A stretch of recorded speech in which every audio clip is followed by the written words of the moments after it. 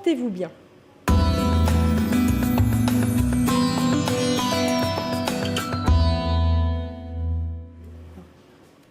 Et Gilles nous rejoint. Bonjour Gilles. Bonjour. Alors qu'est-ce que tu nous as concocté aujourd'hui dans ta chronique Portez-vous bien? Alors aujourd'hui, on va partir à la rencontre des pierres et des minéraux. Beau programme. Avec un bonhomme qui s'appelle Gérard Casal. J'ai fait quelques kilomètres pour aller le voir, mais parce que évidemment ça vaut le coup. La difficulté que l'on a avec les pierres et les minéraux, c'est que soit il existe des listes, des bouquins qui sortent, et à vrai dire on n'y comprend pas grand-chose, ou soit c'est devenu quelque chose de complètement, on va dire ésotérique, mais au mauvais sens du terme, quoi. C'est-à-dire c'est de la superstition. On va mettre une pierre comme vous ou comme moi, bleue. là, et puis on va dire ça nous protège de ci, de ça, on ne sait pas trop. Ah si, ça me protège. Hein. Oui, mais de toute façon, oui. Plein de choses. Et des médisances de mes camarades en régie. Voilà, et puis si je suis allé le voir aussi, c'est parce que cet homme-là et ce bonhomme-là vient d'écrire un bouquin, et un livre, aux éditions Trédaniel, qui s'appelle « Se ressourcer avec les pierres et les cristaux ». En fait, Gérard Casal, il a deux métiers. Il est chef d'entreprise, puisqu'il a une entreprise en fait, de vente, de distribution de pierres, de minéraux. Et puis il est aussi enseignant parce qu'il organise des stages autour des pierres et autour de l'utilisation des minéraux et des cristaux. Ce que je vous propose, c'est de le découvrir avec un reportage monté en 4e vitesse aujourd'hui. Bravo Gilles. Voilà, et où il va nous parler à la fois de lui et de ce qu'il fait. Regardez. Né dans un village aveyronnais, Gérard Casal s'est très tôt intéressé à la nature.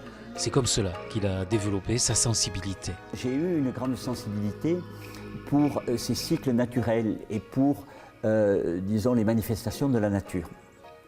Et quand j'ai été jeune homme, je venais d'entrer à cette époque-là dans l'éducation nationale, j'ai eu l'occasion de rencontrer un maître japonais qui s'appelait Michio Kushi, qui est toujours vivant d'ailleurs, puisqu'il a 84 ans.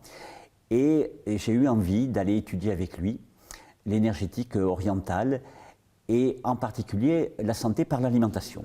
Après avoir étudié 2 ans à Boston avec Michio Kushi et enseigné à son tour, il s'est intéressé aux pierres, aux cristaux. Comme les plantes et les animaux, les minéraux ont quelque chose à nous dire de la création et de l'ordre du monde.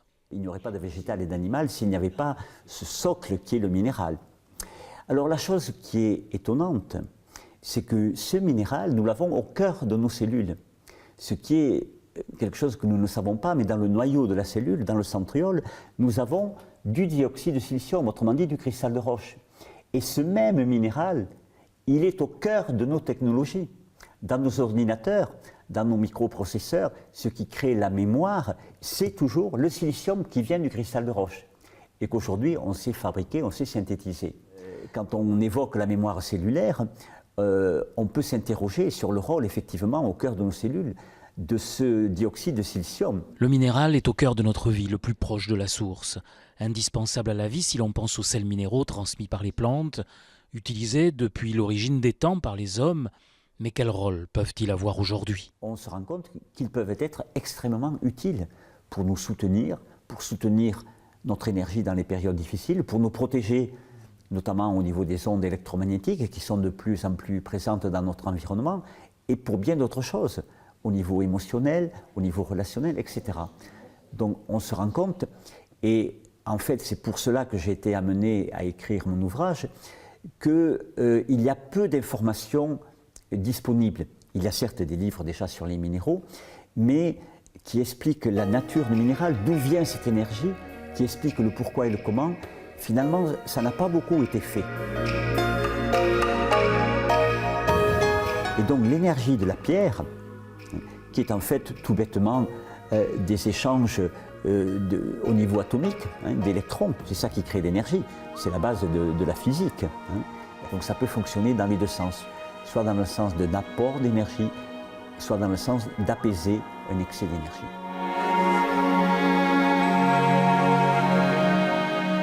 Quand il s'agit d'un problème physique ou de santé, la façon simple, c'est de mettre la pierre au contact du corps. Mais ce n'est pas tout. La pierre peut être utilisée aussi dans d'autres fonctions, comme la programmation ou les mandalas, qui sont des techniques traditionnelles, notamment en Orient, en Inde dans la tradition indo-tibétaine, qui vont agir à un niveau plus subtil, au niveau de l'inconscient par exemple, et qu'on va pouvoir mettre en place quand on a un projet précis de vie, que ce soit au niveau professionnel, au niveau familial.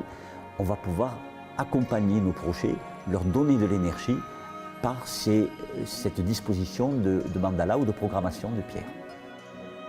Et peut-être le drame de nos sociétés modernes, c'est qu'on a perdu l'habitude de se confier à la nature, de s'appuyer sur la nature.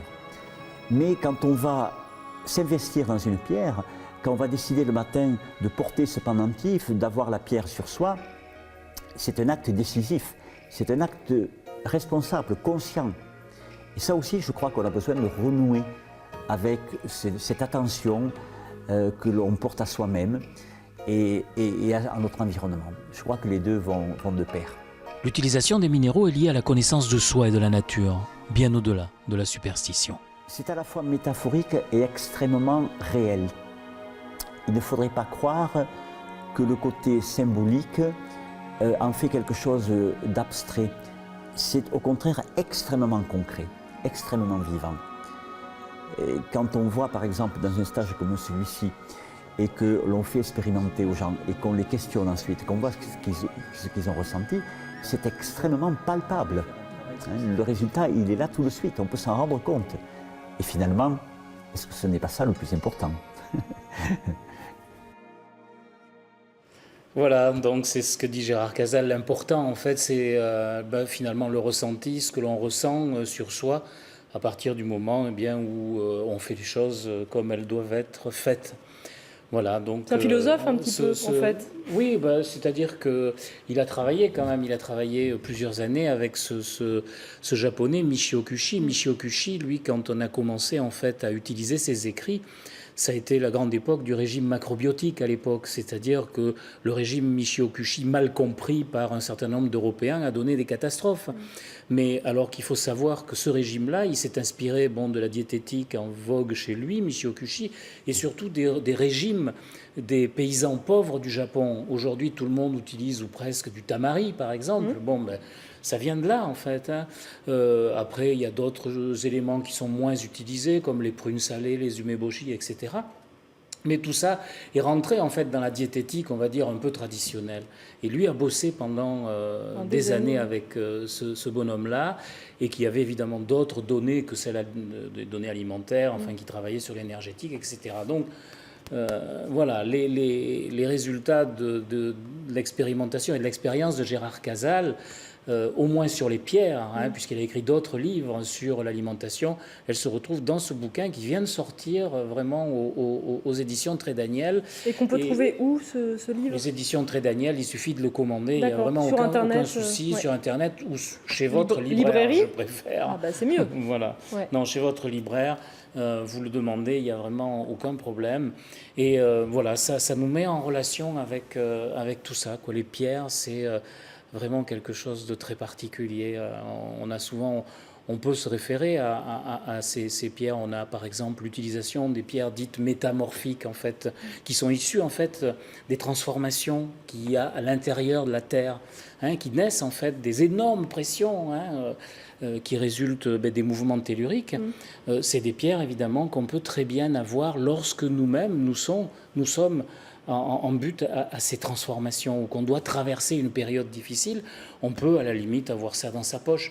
Et les pierres, du coup, on peut trouver où se les procurer dans ce livre? On trouve bien sûr où se les procurer, il y a les adresses, il y a tout ça. Et puis il y a surtout évidemment la possibilité d'aller à ces stages. Moi, pour avoir fait de nombreux stages dans beaucoup de domaines, Gérard Casal a des tarifs tout à fait abordables.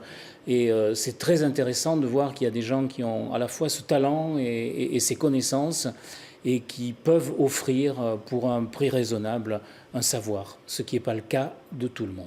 Merci Gilles. Voilà, c'est la fin de cette émission. On va terminer sur ces belles paroles.